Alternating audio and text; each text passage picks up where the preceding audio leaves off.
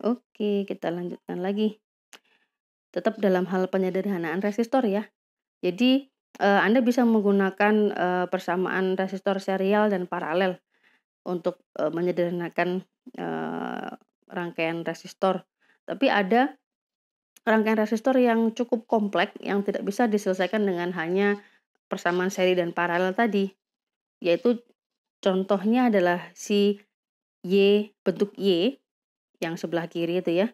Jadi Y terbalik lah ya itu, tapi disebut dengan rangkaian, Y, kemudian di sebelah kanannya adalah bentuk delta. Ya, karena memang seperti piramid delta gitu ya. Maka kemudian, sebenarnya Anda bisa, mentransformasikan Y menjadi delta atau sebaliknya, kalau ada susunan delta bisa Anda sederhanakan menjadi Y. Jadi sifatnya adalah, bolak-balik gitu ya. Y bisa jadi delta, delta juga bisa jadi Y. Nah, bagaimana cara kemudian mentransformasikannya? Ada rumusnya. Oke, jadi, kalau Anda memiliki, delta, kemudian mau Anda rubah jadi Y, maka Anda gunakan rumusnya sebelah kiri. Menghitung R1 adalah RB dikalikan RC dibagi RA ditambah RB ditambah RC. Penyebutnya sama semua, cuman, pembilangnya yang, perkaliannya beda ya, gitu ya. Atau misalkan sebaliknya, dari susunan Y mau Anda transformasikan dirubah menjadi delta. Maka rumusnya seperti yang di sebelah kanan, bahwa RA adalah, R1 R2 ditambah R2 R3 ditambah R3 R1, pembagi penyebutnya yang beda semua ya. Jadi ada R1, R2, R3. Jadi itu, transformasinya bisa dibolak-balik. Oke, contoh, Ibu beri contoh misalkan.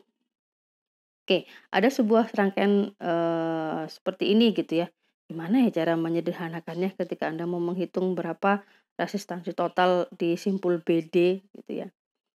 Nah, caranya sebenarnya Anda lihat antara 4 8 sama 4 yang tengah itu kan membentuk delta sebenarnya.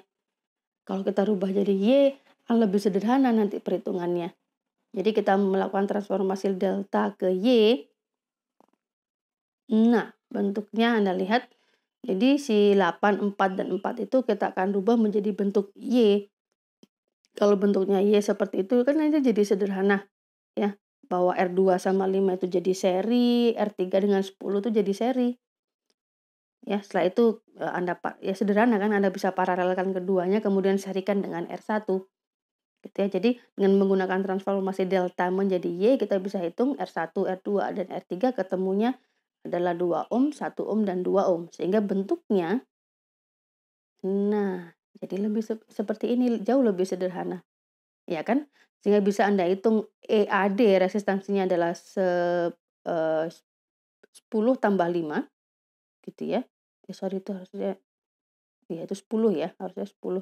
Nah, kemudian RECD itu ketemunya adalah, 12. Oh ya sorry, READ itu harusnya 1 ohm ya. Iya, bukan 15 karena itu adalah 1 ditambah 5. Oke, sehingga kemudian Anda bisa menghitung, paralel antara, simpul E dengan D, karena tadi ada 2 resistornya, maka Anda tinggal kalikan yang atas dibagi jumlahkan yang bawah, sehingga ketemu 4 ohm.